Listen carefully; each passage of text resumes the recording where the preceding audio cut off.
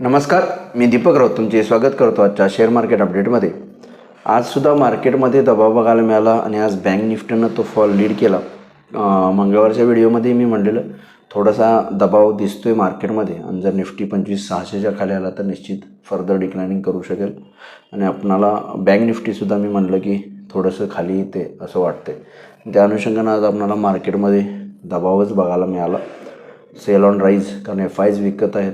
FIची विक्री किरकोळ का होणं सुरू आहे आणि त्यामुळे मार्केटवर निफ्टीवर दबाव राहील याची शक्यता थोडी वर्तवलेली आणि त्या पद्धतीनं किरकोळ दबाव, मायनर दबाव बघायलाच मिळाला. आणि जवळपास 4-5वा दिवस आहे आजचा. निफ्टी कंटिन्यू डिक्लायनिंग करते. 26,100पासून कंटिन्युअसली 25,500पर्यंत 600 पॉईंटची डिक्लायनिंग आले आणि निफ्टी येता एक महत्त्वपूर्ण सपोर्ट जो आहे निफ्टीला 25,450-500चा तिथे येऊन पोचलेले. जर 25,450 जोपर्यंत होल्ड आहे 25,450 तोपर्यंत मार्केटला इथून थोडंसं एक मायनर बाउन्स येण्याची शक्यता आहे. जर 25,450 ब्रेक झाला आणि मेंटेन राहिला तर फर्दर डिक्लायनिंग होऊ शकते. त्यामुळे ज्या पद्धतीनं गेले 4-5 दिवस सेलिंग सुरू आहे, हायर लेवलवरून मार्केटला दबाव बघायला मिळतो आहे. उद्याच्या सेशनला जरी ट्रेड करायचं झालं तर हा प्रेशर, दबाव थोडंसं माइंडमध्ये ठेवून काम केलं पाहिजे. 25,450 एक महत्त्वपूर्ण सपोर्ट आहे. तो ब्रेक झाला तर फर्दर डिक्लायनिंग 25,300पर्यंत निफ्टीमध्ये येऊ शकते. म्हणजे अजून इथून 200 पॉईंटची डिक्लायनिंग जर 25,450 ब्रेक झाला तर येऊ शकते. 25,500च्या वरती आहे तोपर्यंत एक मायनर रिकव्हरी 100-150 पॉईंटच्या रिकव्हरीचे होप्स आहेत 25,600-650पर्यंतचे. त्यामुळे निफ्टीला उद्या ट्रेड करताना 25,450 स्ट्रॉंग सपोर्ट. 25,450च्या खाली जर गेला तर 25,300पर्यंत निफ्टी घसरू शकतो आहे.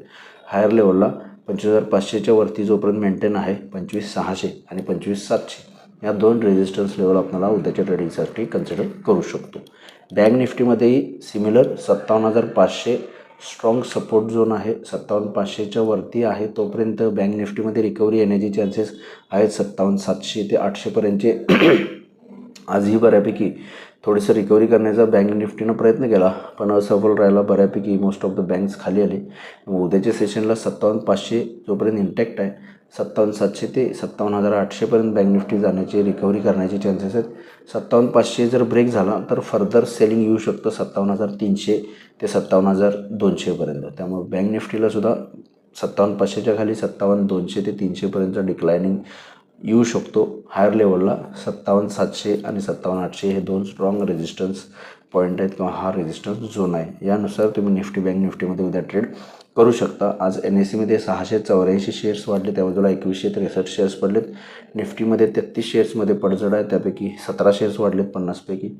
पडणाऱ्या शेअर्सची संख्या NSEमध्ये, निफ्टीमध्ये जास्त आहे. सेक्टर इंडिसेसमध्ये सुद्धा आज IT आणि ऑटो सेक्टरला मायनर थोडासा राईज बघायला मिळाला. थोडंसं वाढलेत किरकोळ, पण metal, energy, reality, pharma, FMCG आणि त्यापाठोपाठ बँक्स या सगळ्या सेक्टर्सवर दबाव बघायला मिळाला. हे सगळे सेक्टर जवळपास मेटल, एनर्जी वगैरे 1-2% पडलेले आहेत. रिॲलिटी सेक्टर, त्यामुळे थोडासा दबाव आहे या सेक्टर्सला. ग्लोबल मार्केटचा आढावा घ्यायचा झालं तरी युरोपियन मार्केट जे आहेत मायनस आहेत. 0.5%च्या आसपास सगळे युरोपियन मार्केट्स मायनस आहेत.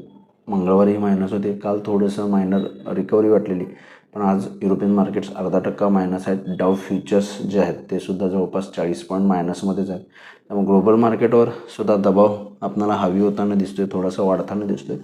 आपल्या मार्केटवरही बऱ्यापैकी दबाव आहे पण मार्केट थोडंसं कंटिन्यू 4-5 दिवस डिक्लायनिंग केल्यानंतर थोडं मला उद्या एक लोअर लेवलवरून रिकव्हरीची अपेक्षा आहे. 25,450 हा सपोर्ट घेईल असं वाटतं आहे. बघू त्या मार्केट कशा पद्धतीनं बिहेव होते. माझा व्हिडिओ ऐकला त्याबद्दल धन्यवाद. माझा व्हिडिओ असेल लाईक करा, शेअर करा, माझ्या चॅनल सबस्क्राईब करून डेली अपडेटसाठी बेल आयकॉनला क्लिक करा. धन्यवाद.